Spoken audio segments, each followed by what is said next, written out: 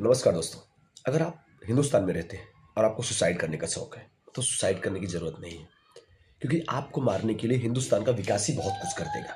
ऐसा ये केस हुआ है हमारे उत्तर प्रदेश के हमीरपुर में। वहां पे अंडर कंस्ट्रक्शन एक ब्रिज कोलैप्स कर गया और उस कोलैप्स करने वाले ब्रिज के अंदर 6 मजदूर आकर के मर गए, और जिनमें जो सबसे बड़ा था, जिसकी उम्र सबसे ज्यादा थी, उसकी उम्र थी 30 साल। घायल कई हुए। और वहां की जो ब्रिज कॉर्पोरेशन है, उत्तर प्रदेश ब्रिज कॉर्पोरेशन, वो क्या बोलती है कि यह आंधी तूफान की वजह से कोलैप्स किया है ब्रिज। मतलब आप समझ रहे हो, आंधी तूफान की वजह से ब्रिज कोलैप्स कर जा रहे हैं हमारे देश।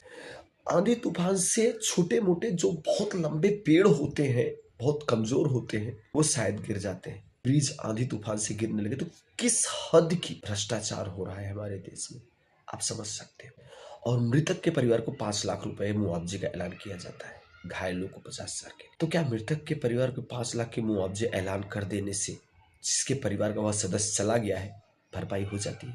सीधे सीधे अगर इस 5 लाख का कैलकुलेशन भी करे, अगर वह परिवार का बंदा 20 हजार रुपये महीने कमा रहे थे, सिर्फ 2 साल की कमाई, मतलब 30 साल का मरने वाला अगर 60 साल में रिटायर होता तो 30 साल का आप 2 साल में भरपाई कर रहे हो। और बात होती है हमारे यहाँ इसकी स्पेस टेक्नोलॉजी की। हमारे मोदी जी बोलते हैं स्पेस टेक्नोलॉजी। शर्म आनी चाहिए हमारे देश के प्रधानमंत्री को, शर्म आनी चाहिए हमारे परिवहन मंत्री को। हमारे परिवहन मंत्री तो रहे ही नहीं, वो तो पूरे इथेनॉल मंत्री बन के रह चुके हैं। बेशर्मी की हद कर दी है भाजपा वाले। इनसे कुछ नहीं संभल रहा है, ना देश संभल रहा है, ना शिक्षा संभल रहा है, ना महंगाई संभल रही है।